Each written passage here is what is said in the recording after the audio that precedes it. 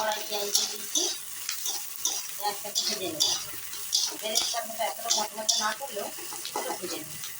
তো এদিকে একটা মশলা তৈরি নেবো, টমেটো, কাঁচা লঙ্কা, একটু সামান্য পেঁয়াজ, রসুন, আদা, এটাকে একটা পেস্ট বানিয়ে নেব। তো চলো পেস্ট বানিয়ে নিই। আর এখানে নিয়ে নিয়েছি চিকেন। তো চিকেনের পিসটাকে একটু ছোটো ছোটো বানিয়ে করেছি, এটা এরকম ছোটো ছোটো করেছি। আর নেব, আর নিয়েছি ছোটো আলু, ছোটো আলু সেদ্ধ করে এটাকে ছাড়িয়ে দিয়ে দিয়েছি। তো চলো আজকে চিকেন কষা আর পরোটাকে বানাবো। তো চিকেনটাকে নিয়ে নিয়েছি, মশলাটাকে নিয়ে করে গ্রাইন্ডারে পেস্ট করে আনি। তো পেস্ট বানিয়ে নিয়েছি গ্রাইন্ডারে, এই দেখো পেস্ট বানিয়ে নিয়েছি। তো মাংসটার মধ্যে আমি কিছু মশলা অ্যাড করবো। নিয়েছি নুন, জিরে গুঁড়ো আর ধনে গুঁড়ো, মাংসটার মধ্যে অ্যাড করে দেবো। তো আমি চিকেনের মধ্যে সব মশলাগুলো দিয়ে দেবো।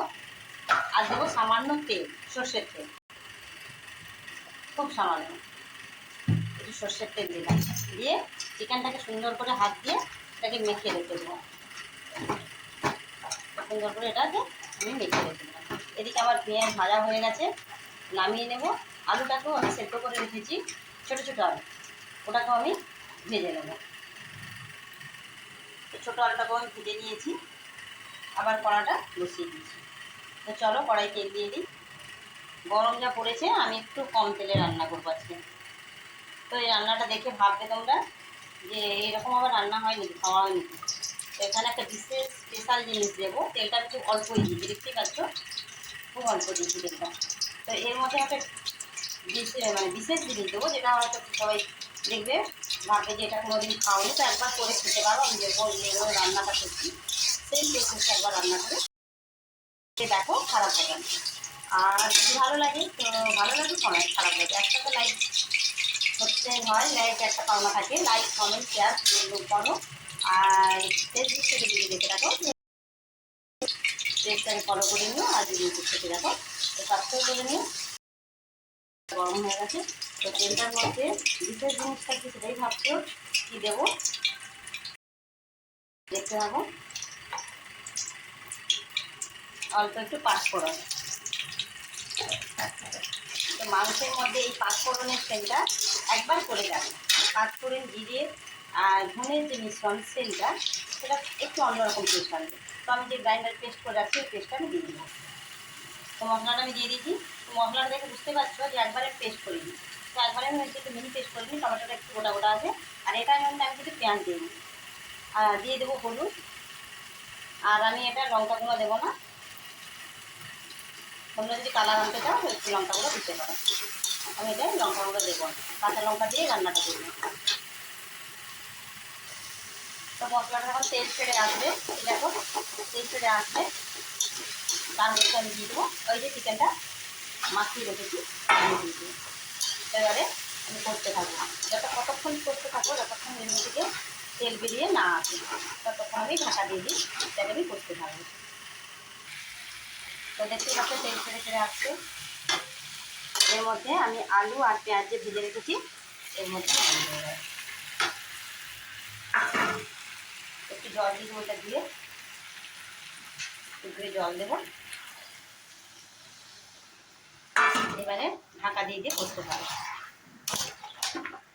যতক্ষণ না জলটা শুকনো হয়, তেল বেরাচ্ছে, আমি ঢাকা দিয়ে দিয়ে কষতে থাকবো। প্রথমে হিটটা কমাবো, তারপরে হিটটা বাড়িয়ে দিয়ে আমি কষে নেব।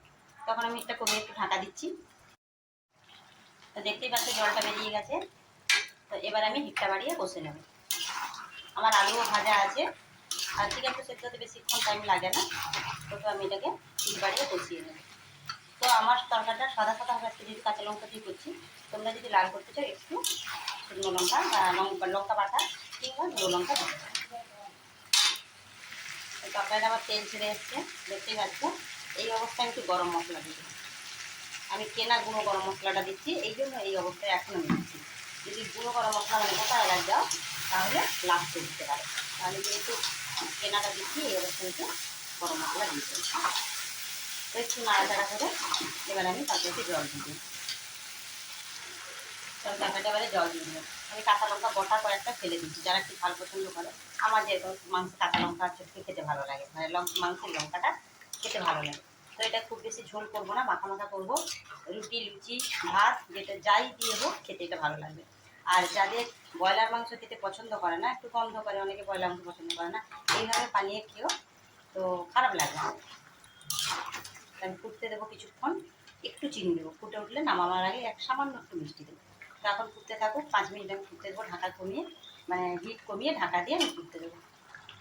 তরকাটা ফুটে এসছে আমার, আমি ঝোল রাখবো না, তরকাটা একটু সামান্য চিনি দেবো, একটু সামান্য চিনি দেবো, টেস্টটা ব্যালেন্স করার জন্য নুন চিনিটা, এই জন্য একটু চিনি দিতে হয় তরকারিটা।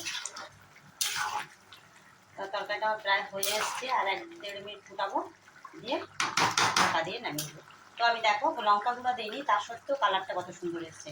এটা ঢাকা দিয়ে রেখে দিলে 5 মিনিট পর দেখবে কালার আরও সুন্দর চলে আসে।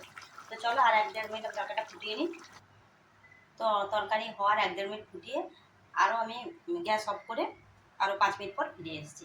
তো দেখতেই পাচ্ছ তোমরা কালারটা কত সুন্দর এসছে, দেখেছো? এটার মধ্যে গুঁড়ো লঙ্কা দিলে আরও কালারটা আসবে। তো টেস্টও খেয়ে দেখো, সুন্দর হবে। মানে চিকেনের যে একটা গন্ধ ওঠে, যারা পছন্দ করে না এই জিরে ধনে আর 5 ফোড়নটা দেওয়ার জন্য, ওই গন্ধটা থাকবে না। তো এটা একটা নতুনত্ব স্বাদ লাগবে।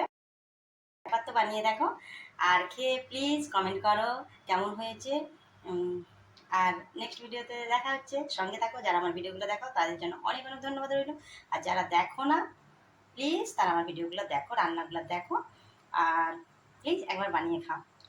তো আজকের জন্য বাই।